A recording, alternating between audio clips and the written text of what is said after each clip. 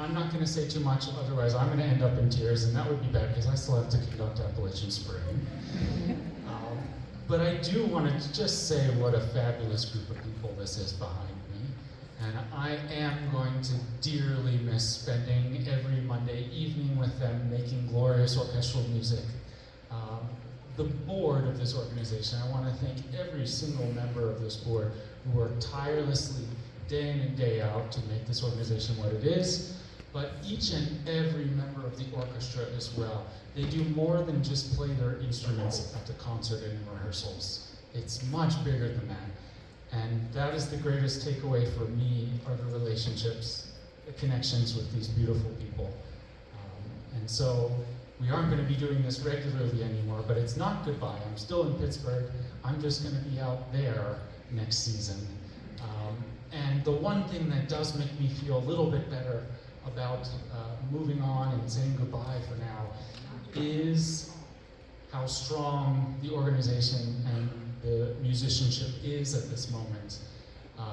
I feel proud of the work we've done, and I feel quite good about handing it off, and I know that great things are going to continue to happen. Growth will continue next year, and there will be some great conductor candidates conducting concerts next year, leading to a new music director. And Appalachian Spring is really, in my mind, a fitting way for me to end these 5 years with the orchestra. And I want to say just a few words about it, although it doesn't need much of an introduction. It's an iconic piece of American orchestral music, but I want to mention Martha Graham, the choreographer, who worked with Aaron Copland to create this piece. And she's as much responsible, I think, for the particular aesthetic quality and the sentiment that I think gets communicated through the piece of music here. And it really was a collaboration between Martha Graham, who is known as perhaps the first modern choreographer. She invented a new style of ballet and choreography that was distinctly American. And similarly, Copland did that with sounds. He created this Americana sound with pieces like Rodeo. But here they came together. Before he even wrote a note of music, they came up with a very simple concept, and it would change over the years that they worked on this, and all the names of the characters were changed. But essentially it remains about a young bride and a young bridegroom on the eve of their marriage, getting married, thinking about their life together, celebrating with their community, wondering about war, things that might separate them, thinking about the joys of having children and spending a lifetime together. That's the story of the ballet. It's marvelous and it's simple. And Shaker themes also are very important. I should mention this ballet takes place in Pennsylvania, 19th century rural Pennsylvania.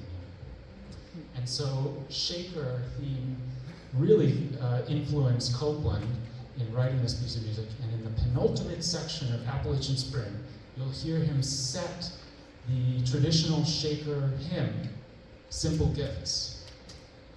And it's a beautiful setting. And I want to read the text to you so I don't get it wrong.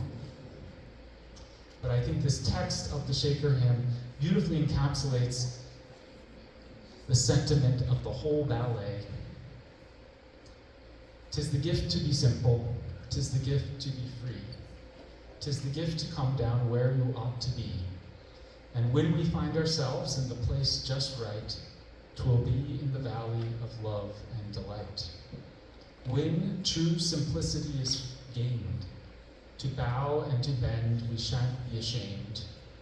To turn will be our delight, till by turning we come round right. And this joy, this simple joy, simple gift, is also the gift that I find in working with these musicians. So thank you, and enjoy Appalachian Spring.